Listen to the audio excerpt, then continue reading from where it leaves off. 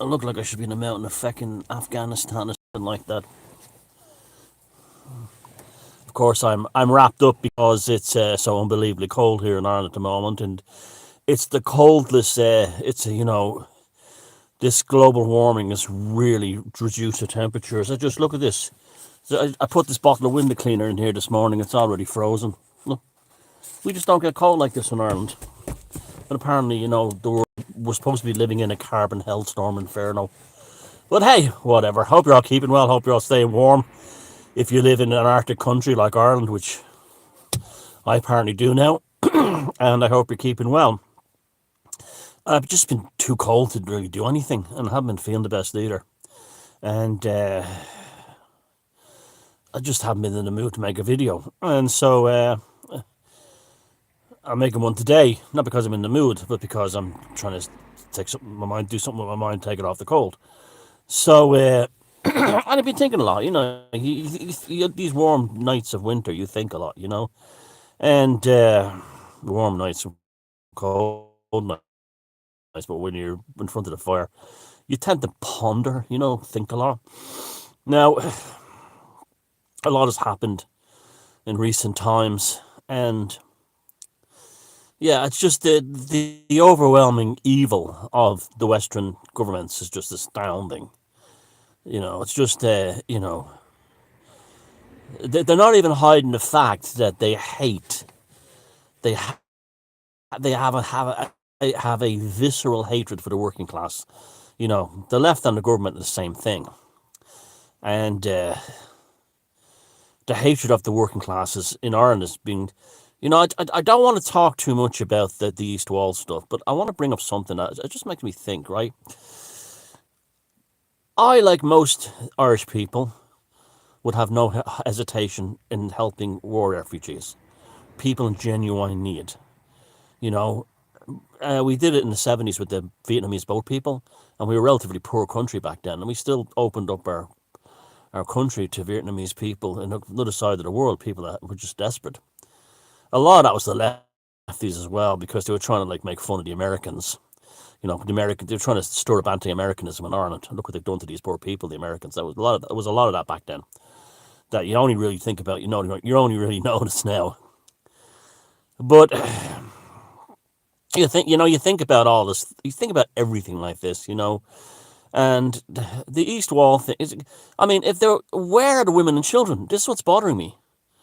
You look at East Wall right now. All the Irish wokies and lefties, and you had these animals in politics comparing these military age men to Jesus and Mary at the time of Christmas in Bethlehem, and one of them even said they were rejected by Bethlehem East Wall.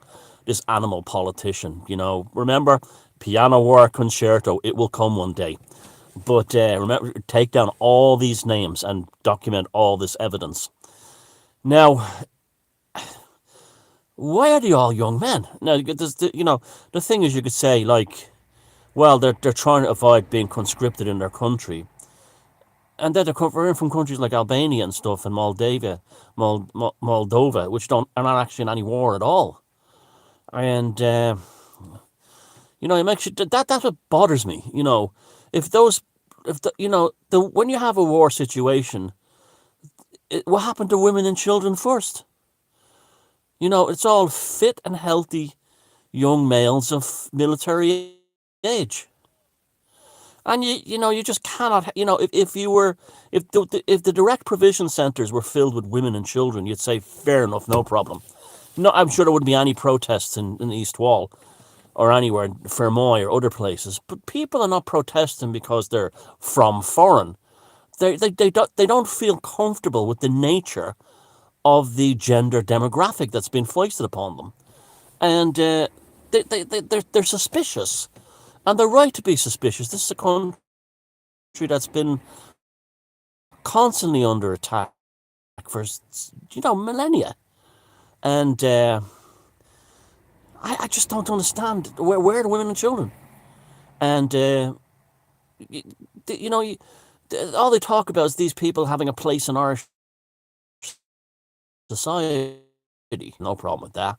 Just like I have no problem with anyone who's in genuine need. But these guys, you talk to the lefties about this, or even many normies, and you say, they're not from like Ukraine. They're from Albania and Moldavia and the Middle East and Pakistan and places like that, and they go, "Oh, really? Huh?" It's like, well, the brains are all gone anyway from television. But suppose you were. Look, the way I see it, the question I'm asking, I might as well cut straight to the chase. And I hope I'm wrong, and I hope, for lots of reasons. These people are genuine refugees. I don't want to, besmirch them or anything like that. But I have to ask the questions: are these direct provision centres actually military barracks? Are they, and what I find amazing is they're actually set up in many of the places that the black and tans and the the auxiliaries from the British Army were sent in the World War One, the War of Independence time. Where were they all sent? Where were they all barracked, bivouacked? They were in places like East Wall, Fermoy, Lisdoonvarna, Killarney. It's like, they're in the same places the black and tans were, and auxiliaries. Does direct provision mean that when the time is right and there's a social breakdown in Ireland, they'll be directly provided with uniforms and weapons? I mean, is that a bigoted question to ask? I don't think so. I want to know. I don't. It's not even that I don't trust those guys. It's that your politicians. You have to remember, if you're Irish, your government hates you to the core of your being, and they're actually at war with you. And if you don't believe they're at war with you, just look at Tony Holohan, Neffet, and Varadkar during the whole pandemic. They're at war with you. They see you as a pest. The Irish political system, our entire Irish establishment, the media and everything, sees Irish people as a parasitic pest that's infesting this land and has to be dealt with somehow. And Britain is the same in everywhere. All Western countries, Canada, you name it. Now, the situation then arises that you have a social breakdown in society and you have rioting and stuff, which could happen after Christmas, right? Well, there you have a ready-made auxiliaries. Many of them are probably trained anyway through conscription in their own homeland. You just go to direct provision centres / barracks, and you give them, directly provide them with weapons and uniforms.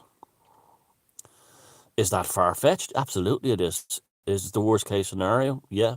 What's the best case scenario? Best case scenario is they're genuine immigrants, but they're being brought here by the Irish establishment to drive down wages of Irish people to get them to work for cheaper. This is why lefties love them. Lefties don't like working class people making good money and having a good standard of living. Because when working class people develop a good standard of living, they become far right. And the reason why they become far right to the lefties is because they're not poor and desperate and they can't be controlled by the lefties.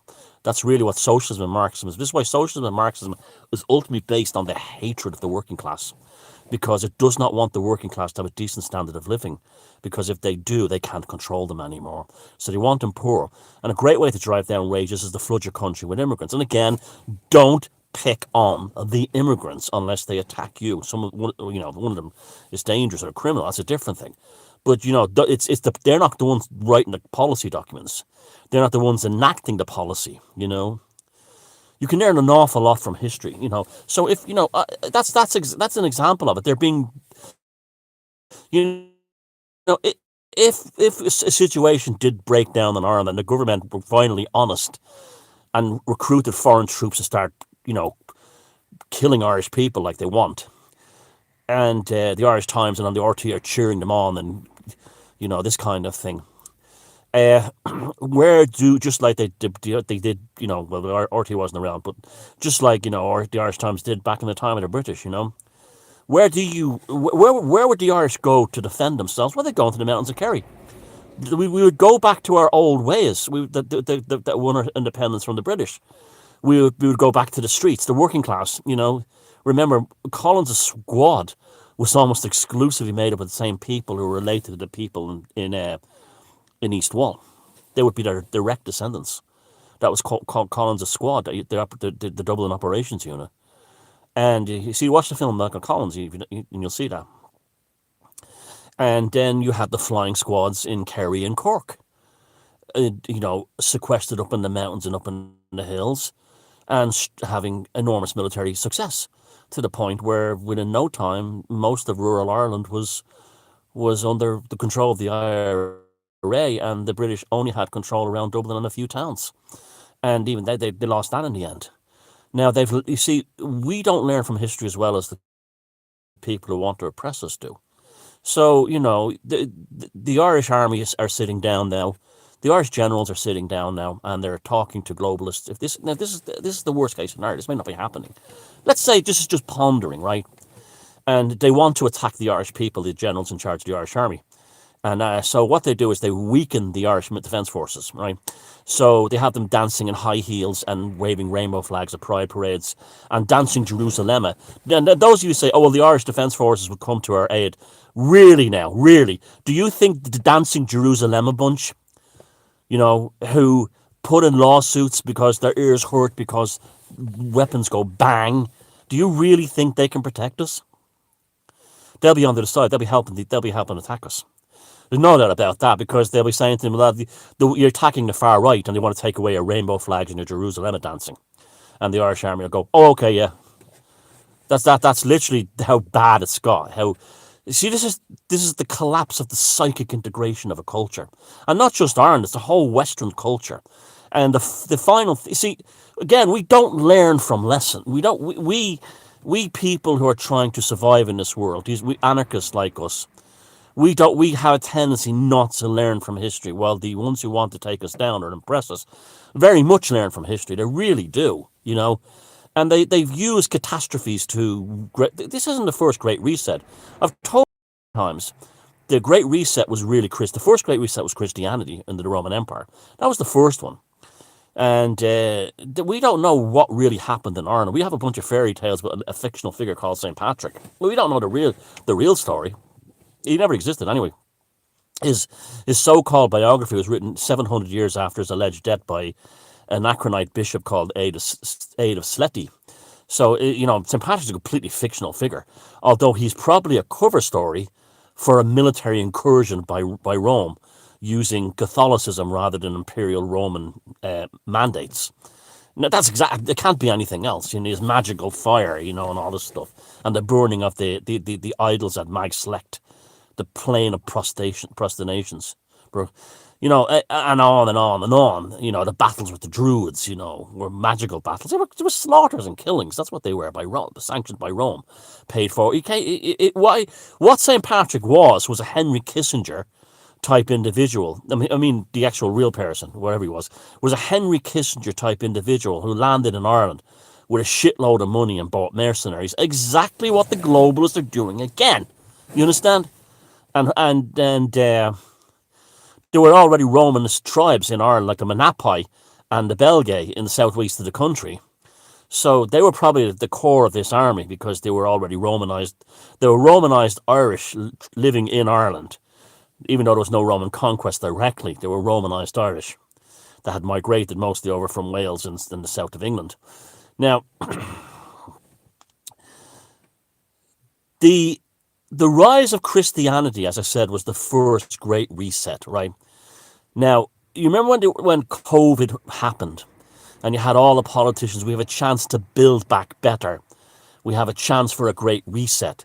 Well, they knew that global catastrophes often lead to the destruction of native cultures and the implementation of imperial globalist mandates. Now, we can go back to say, okay, there's no precedence for it. There was no global catastrophe that was ever used like that before, Thomas. No, you're wrong. In AD 536, there was a series of volcanic activity. For some reason, there was a big volcanic activity thing took off in AD 536, I think it was. Yeah, 536. And these volcanoes, mostly the The main culprit was the massive one at Krakatoa, that beast down in Krakatoa. But there was also Icelandic volcanoes blew up as well. The result was that for a year and a couple of years afterwards, the skies went literally black from all the volcanic ash in the sky, and it led to widespread famine. The annals of Ulster actually specifically mentioned there was widespread famine in Ireland in AD 36 and 37, directly caused by the Krakatoa and the Icelandic earthquake. Now, what caused that earthquake is very interesting. Could have been, some kind of, planetary, shift or something. But anyway, that's what happened. So it was widespread famine. This catastrophe in 536 AD, and this is why the Pope and the Vatican loved the COVID, and the scandemic, they used it to basically, establish Christianity as the ultimate power in the West. You finally had the Vatican were finally have to deal with all the loose ends. You have the Gothic, the end of the Gothic conquest were finally dealt with. Now the Goths and the Visigoths were both Christians. They were not pagans. They were very tolerant Christians, by the way, very tolerant, and they had issues with the Roman imperialism of the Vatican.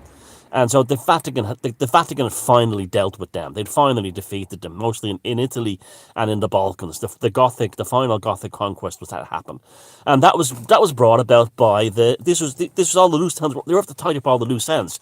And another one was there was a huge early Christian. There's loads of Christian sects, not before, that people don't know about anymore. One of them was monotheism. It was called monotheism, and monotheism was a collection of Christian heretical sects that viewed Jesus Christ as a nature spirit. This was a huge thing, actually. This was a huge thing in the early days of Christianity. You see, and the catastrophe of the AD 536 thing allowed the Vatican to say, this is God's judgment, where we've turned against God. Come join the Vatican, join the, Origin of Alexandria, the one who finally composed the Gospels, not the Gospels, the Bible as we know it. And he was also the one who I'm going off on a tangent here, but Origin of Alexandria not only compiled the final biblical draft as we know it today, and you all know that stuff he left out loads of other books, but they're all bullshit books anyway. They were basically saying the same thing. There's nothing great and mysterious in those books. But he was also instrumental in destroying the reputation of pagan Greece in particular. He did things like, he claimed like that the rites of Elusium, the classical Greek festival, the mystery festival, was a gigantic bacchanalia that lasted through to mid-September. It was nothing of the sort. It was a very family-orientated, beautiful festival, devoted to, the rites of Elusium and the gods. And he portrayed that as a bacchanalia where there was like mass sex orgies and alcoholism and stuff.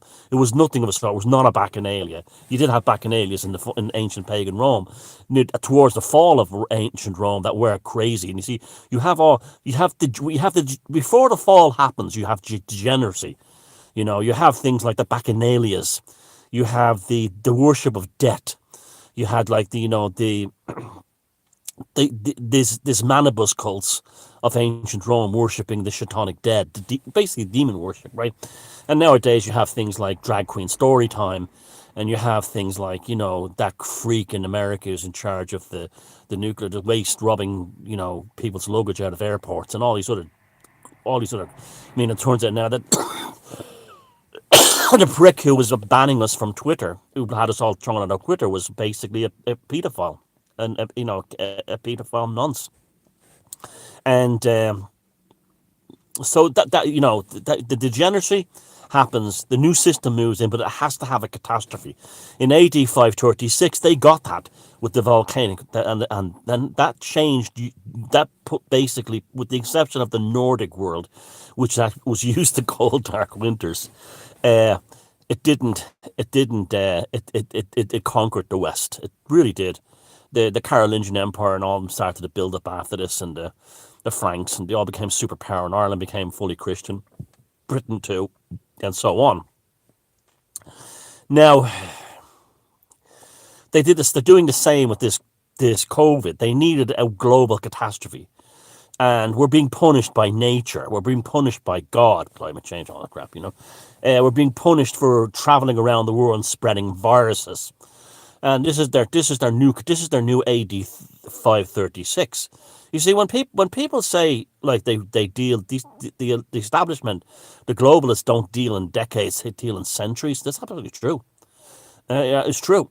Now, so you have a situation now where they want the globalist agenda is using the COVID nonsense to build back better, Great Reset, and just like they were in 536, the society is damaged, vulnerable, and easily led astray.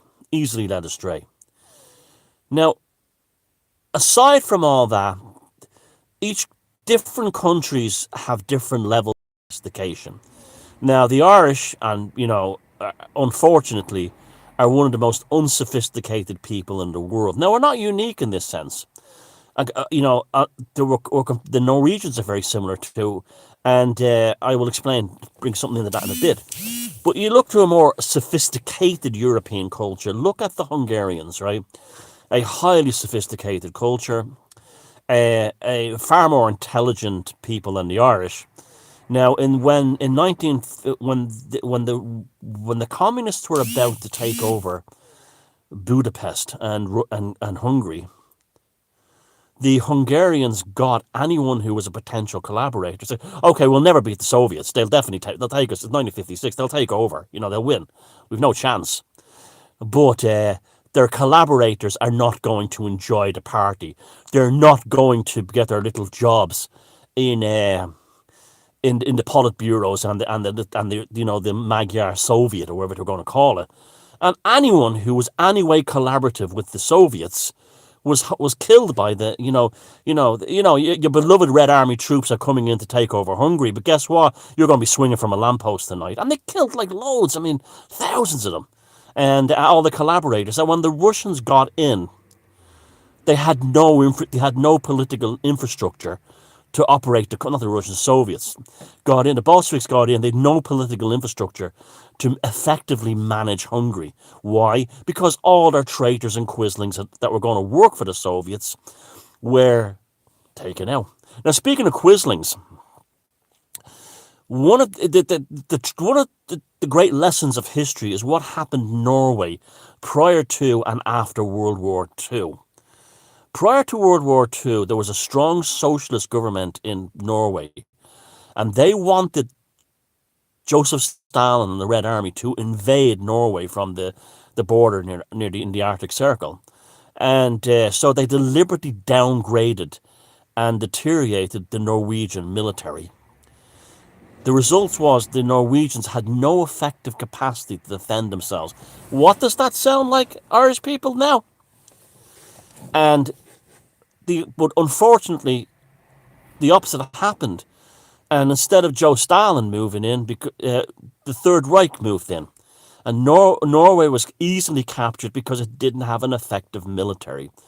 Now, the lessons that the Norwegians learned from World War II is that to this day, Norway has a massive military. Norway's a bigger country, but I think it has a smaller population than Ireland, but it has a massive military. It can really take care of itself. It's got jet fighters, state-of-the-art, Navy, you name it, they got it. Because they learned the lesson of what happened in World War II to their country. That you don't have a strong military, you're open. Ireland has been deliberately degraded, in fact, since the founding of the state. And the only thing that kept the Irish Defence Forces going was the calibre of the men who were in it. But they don't have that calibre anymore. The Irish Army, the Irish Defence Forces today, who prance around with rainbow flags and dance Jerusalem, are not the same Irish troops that you saw in that movie, the Battle of Jadotville, the Siege of Jadotville film. They're not the same kind of men. They would be going, woohoo, come over and party. This is what they'd be like now. And now if you're in the Irish Defence Forces, don't get pissed off at me. Get pissed off at the generals who've made you wave rainbow flags, okay? Don't get pissed off at me. So anyway, we're completely defenseless, right, for starters. Not only do we have the governments here have done what the Norwegians did and the communists did in the 30s, but they've also, and they learn from history. Now, when I say the Norwegians and the Irish are similar, they are. We're both very innocent people. The Norwegians, and that's actually a virtue in some ways.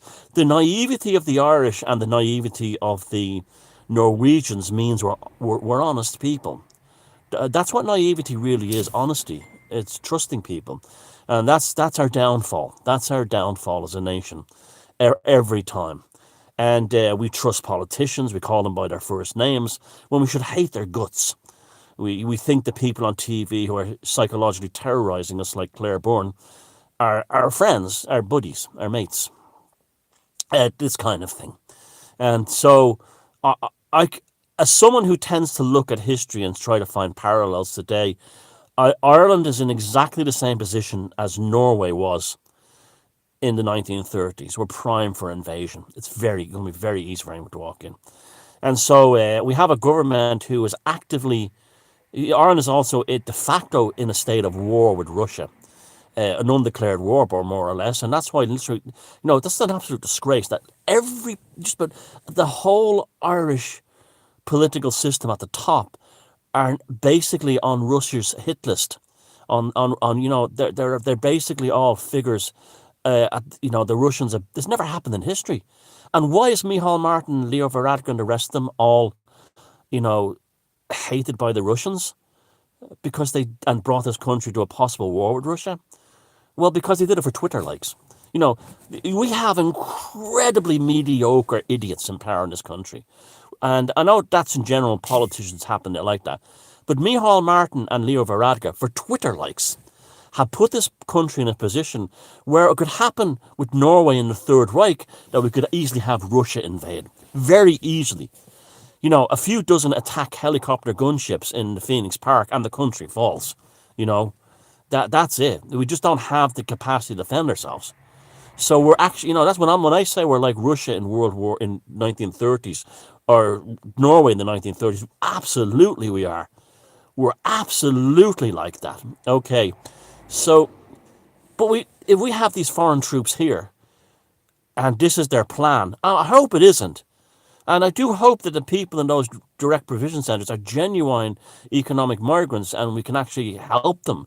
But even at that, what that's going to do is going to drive down, not economic migrants, but genuine refugees. That they're just here to drive down wages of Irish people. So the same globalists who are calling the people, and like for instance, Panty Bliss, right? Panty Bliss has gone to war against the working class people of East Wall. One, because he hates the working class because of his own upbringing, and two, he knows that those fellas that are in the direct provision centre, he can employ them for lower wages than what he's currently paying the Irish. If they can stomach being around a guy who has no other talent other than wearing women's makeup and clothes. He's not Paul O'Grady, he's not Danny LaRue, he's not Mr. Pussy. Those guys were drag queens that had talent. He has no talent, none. So if they can stomach being around someone who has absolutely no sense of humour and no talent of any kind. So there you go, So, I mean, that's, so a businessman like him, a cynical businessman like him, wants cheap bar staff and waiting staff for his job, for his company, So he knows that they will drive down the wages of Irish people. So 90% of the ones who are going on about, East Wall bigots this and East Wall knuckle scrapers that. Well, that's they're only interested in driving wages down. That's all they're interested in. Because they hate the fact that they have to pay a decent wage to Irish people. That absolutely makes them sick. And the left hate it too because you can't control people who are making money and contented. Now, see, Irish people don't have a problem with foreigners, none at all. It's like if there's one country in the world where people travel, it's Ireland. This is the land of cheap airfares. The Irish, ordinary Irish people have been to countries you can't imagine. This is Ireland. This is Ireland, the land of Ryanair. You can travel out of Ireland on flights. Emirates have a hub in Dublin. You can go anywhere quite inexpensively. So Irish people are very well travelled and very well used to dealing with other cultures. So this whole thing that the ones in East Wall are having a problem because in the people in the detention centre because them from foreign. That's not true at all. These people have all travelled themselves. All these working class people and seen the world and seen other cultures. No, it's just because it's agendas here, right? Now, and like I said, anyone who's genuine, I've no problem with them being taken care of. None at all. But I had a dream in 2013. I'll post the link below to the article where I was in Dublin and these EU troops had taken over, and none of them were Irish. And the only Irish person I could meet was an EU representative. He was like some kind of service rep for the EU. And he was saying, "Oh, it's for the greater good. It's best for Irish." And people were running down Summerhill, and they were firing tracer bullets at them. And there were roadblocks with foreign troops on them who couldn't speak English, and people who were trying to get their pregnant wife to the hospital to give birth. He was going, go home, I shoot," this kind of thing. Martial law. And he couldn't even speak English, and he couldn't communicate with him. And it was just chaos, and there was helicopter gunships in the sky. And specifically in the dream, I was standing outside the Rotunda Hospital where I was born on Parnell Square, and I was looking down towards Summerhill. Now, and that's where the Irish were putting up a fight. I now realise Summerhill is where East Wall is. Summerhill leads to East Wall. That's at the end of it. So I don't believe in prophetic dreams as such, as like this magical or mystical. But, they do have a collective unconscious that is outside space-time. I hope it's not true. I hope those, my thing is that these people come to Ireland, enjoy our country, assimilate, and are okay. I get shit from everyone. I get shit from the right wing because I'm apparently pro great replacement of the Irish. No, I'm not. I can't, I emigrated to America when I was a young person. It would be incredibly hypocritical of me to say that someone else can emigrate somewhere else. You know what I mean? Firstly, on genuine emigration, even if it's economic, I didn't go to America because I was poor or in bits. I went to America because, I wanted to taste of that. I wanted a bite of that cherry, and I don't have any problem with the Big Apple more, and I buy that Big Apple. And, and I've often said to people that, like, emigration and working overseas and migration are great ways to grow you as a person. But so I can't say throw them all out or put a wall up. It's just not my way of thinking. And so the right wing people on here come in and call me like I'm a commie Jew, Freemason in favor of the Great Replacement, and then I have the lefties on the other side calling me a far right Nazi. Because and here I am as an anarchist, an anarcho-capitalist in the middle, trying to avoid both extremes. You can't win. It's all about polarization. I'm in a half Jewish family, for fuck's sake, and I have people calling me a fucking Nazi. Jesus Christ! And then the other side calling me anti-Irish when I fucking consider myself quite patriotic, big time. Not because, let me tell you, I'm more patriotic than you cunts with a Palestinian flag on your profile picture. Let that one sink in, If that's where you love, move to Gaza. The Sinn Féin types and all these other knuckle scrapers. I'm not even looking. Many of the truth, the Burkeen was right when he said the right wing in Ireland has a huge truth problem. Sure it does. Half of them you have Palestinian Hamas flags on their fucking walls, and it's not driven by it's driven by two things: Glasgow Celtic, a British soccer club in Scotland, and the second one, hatred of Jews. That's all it's driven by, nothing else. And you tell them things like this. There's a couple of million Arabs and Muslims living in Israel who are full citizens. They go, or they tell them about the Druze or other Christian minorities, have being full citizens in Israel. They go, They like that. But I'm not saying Israel is perfect either. But of all the countries in the Middle East, that's the one I would actually say is most functional in terms of like a Western nation. And despite its shortcomings, but every country has our shortcomings. But It's very. I'm in the middle. I don't care. I want a decent I want a decent world for everyone to live in, and I want almost no government. I despise socialism. I despise communism and Marxism and Trotskyites, because it's ultimately this is why, this the international brigade in Ireland, the one that Christy Moore sings about. That's why they were sent into Spain, to kill moderate socialists and anarchists, execute them in Catalonia. And, then Christy Moore going, oh, they shot you wouldn't hear Christy Moore, oh, Michael McGlynn from County Cork, he went down to Barcelona and he was part of a firing squad. He was killing anarchists. Viva la Quinta Brigada. You never get the truth about that shit, But, I have friends. I'm part of a tribe that are every race, colour, and religion on earth you could imagine. And when I look at the tribes, us, how we've all come together, I say to myself, that's humanity. That's humanity. But I'm not going to give up my house or my apartment or my food to one of you guys on the other side of the world if I'm starving and my loved ones are starving. That's, charity begins at home. And the fact is, all these Irish people, now I know the Irish homeless thing is kind of overblown.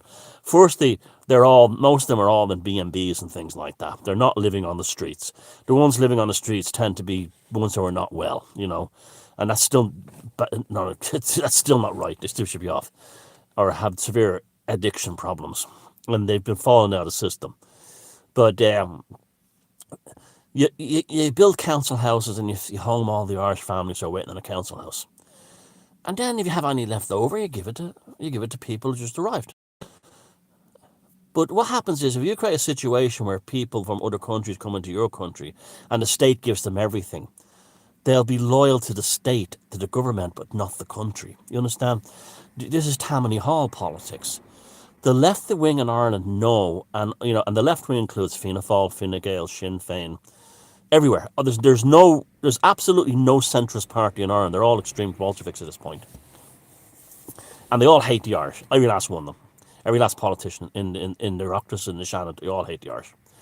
And they are buying their political future by giving favoritism to people from other countries, or just helping them out. It's the Tammany Hall thing. And it's one of the reasons I despise democracy, because it's not it's not who gets the vote, as Stalin said, it's who counts the votes, and Karl Marx, and I'm not a communist either, but he said democracy will fail because the governments will just use the treasury to buy the elections. Happening everywhere.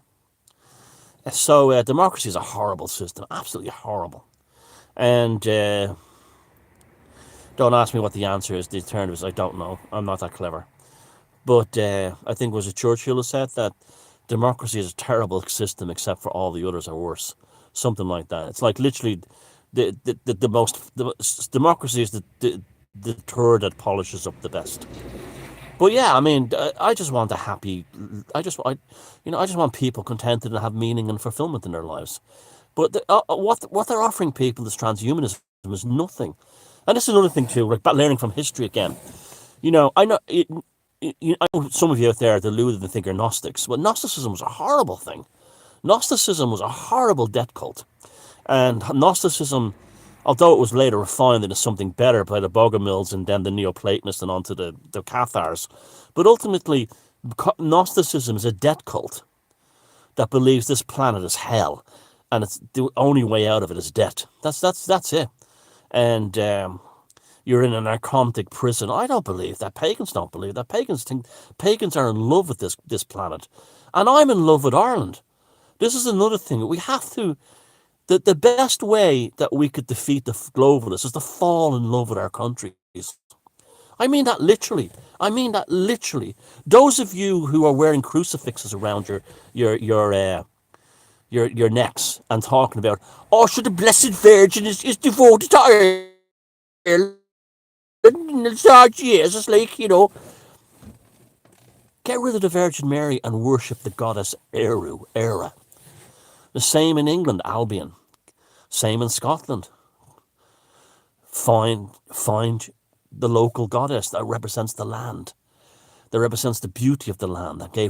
I literally want Irish people to worship Ireland as a living god. And look, here we go again, right? Fantasy time. I'm somehow against all my will, I'm installed as a leader of Ireland, right? And they say, what are you going to do about it? Are you going to have a note of citizenship? No, because a note of citizenship is ultimately an oath of government. And that's what government want. They want people to defend the government. Remember, Ireland has been around longer than any government or any political system. Tell that to them in fucking Ogre Sinn Féin. They think Cú Chulainn was on the IRA Army Council. That's how stupid they are.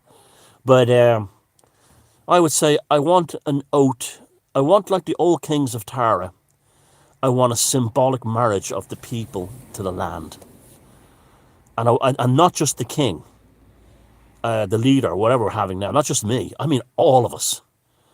And you must swear a devotional. You must, you're given you don't have to be forced at gunpoint.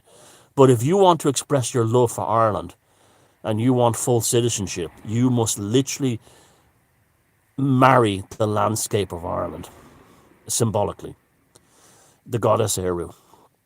And if you're a man and if you're a woman, well, same thing, a sisterhood, a kinship with Eru. This and that's above anything else, including your own religion. Well, that would deal with all the religious fanatics overnight. They'd all leave the country. They're not going. Anyone who's either crusader on the Christian side or a jihadist on the other side, they're not going to want to live in a country where they're told to actually that's their god. Now, you can still be a Christian and everything like that, and an atheist, but that's almost like a test. How much do you really love Ireland, right? Beyond your Celtic jersey and waving a Palestinian flag and playing your Wolf Tones records, beyond getting pissed on Paddy's Day, beyond anything else, how much do you love this country? Well, symbolically marry it. And the same in Britain and Wales and everywhere else. A literal, and that, if that's one thing, when I'm dead and gone and moved on to my next incarnation, I would hope that I've help some art, that the few Irish people are paying attention to me, and people in other countries where regarding their own country, understand the sanctity of the land that they're on. That the nation of Ireland is called Ireland because it comes from Eru. It's literally a living goddess. Okay? All our rivers are named after goddesses. Many of our mountains are named and hills are named after gods. This is what your country is. Eru became Era, became Ireland under the Vikings, Ireland became Ireland. But it's still the same, and it's nothing to do with those stupid freemen with their fucking Ire means angry land. It doesn't come. It comes from how the Norwegians and the Danish said it. Ireland, and that's where Ireland came from. Okay, it's no conspiracy there. It's just the way it was pronounced. But Ireland it's fine calling the country Ireland. But I wish they would rename it Era. But that's the goddess Eru. Prove it. Your Celtics profile pic, calling a politician by the first name, wearing a Santa hat, dancing, going, yee! With some fellow beside you goes on about speedophile scumbags. That's not it. That land that you're standing on, make it sacred. And make it sacred to everything you do and everything you feel. Because that, at the end of the day, that soil of Era, the goddess Eru, even if you're a Christian, I don't care, that you must form a kinship with that land. that's intractable. Why? It subverts politics. It subverts religious control. I'm a progressive socialist, and I believe that Ireland. The goddess doesn't care. Ireland doesn't care. It's beyond you. You see, this is what happened. This is the poison of politics. It makes you believe that the political system represents your. When you behold the beauty of. Let's go around the world. When I was in Alabama, standing by the banks of the Mississippi as the sun was going down, watching the gators in the water, seeing the birds take off, and the smell of flowers around me, right? And looking out over the sun setting on the Mississippi, I had tears rolling down my eyes. Those tears were not for the Republicans or the Democrats. Those tears were for the overwhelming beauty I felt in the presence of America. And the founding fathers knew this. Columbia, why do you think they used that? And then the Christians, they were Freemasons. One of the great things about Freemasons is it's one of the reasons it exists is it came about trying to find out what happened to the ancient world's religion. We wouldn't know anything about the rites of elusive if it wasn't for, that's why Freemasons, basically ignoring the Vatican and doing their own history. So anyway, it was that. I was crying for America. I went to Castlereagh Stone Circle in the Lake District in England, and my heart was pumping. I wasn't emotionally moved by Tories or Labour. It was beholding the majesty of that land. And it goes on everywhere I've been in the world. And never once did I think about the government.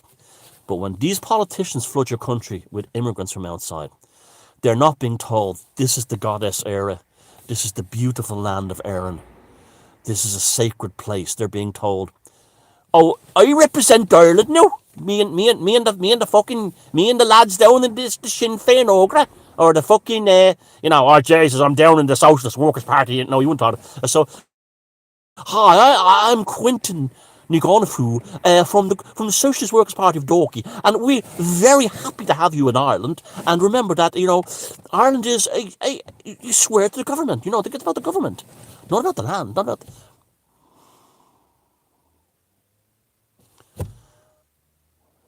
It's time for us to do a great reset. Sanguine Gnosis.